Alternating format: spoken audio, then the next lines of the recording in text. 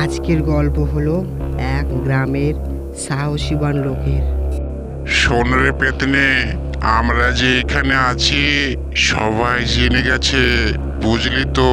এখান থেকে আমাদেরকে যেতে হবে অন্য জায়গা। আমরা কাউকে ছাড়বো না। এই মানুষের চেয়ে আমাদের খুব বড় শত্রু, আমাদের সব সময় পেছে লেগেই থাকে। আমরা কিন্তু কারো ক্ষতি করিনি, তাও আমাদের ক্ষতি করতে আসছে ওই গ্রামের মানুষেরা।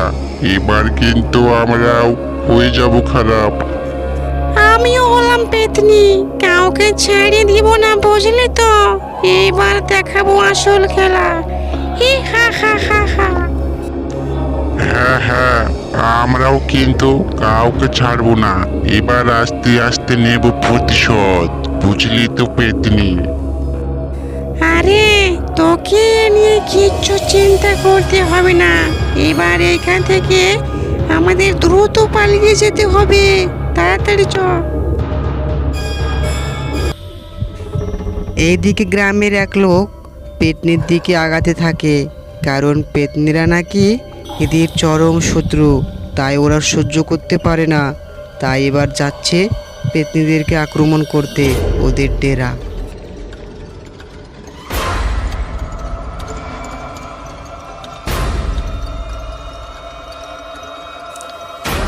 আরে এইখানে তো কেউ নেই, কোনো ডাইনি নেই। এখান থেকে নিশ্চয় ওরা পালিয়ে গেছে। কিন্তু যতই পালাও না কেন বাছধন, আমি তোমাদেরকে ধরেই ছাড়বো।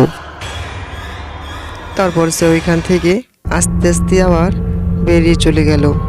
তারপর এইখান থেকে একটা বাস স্ট্যান্ডে বাস দাঁড়িয়েছিল, সেইখানে সে চেপে গেল বাসের ওপর।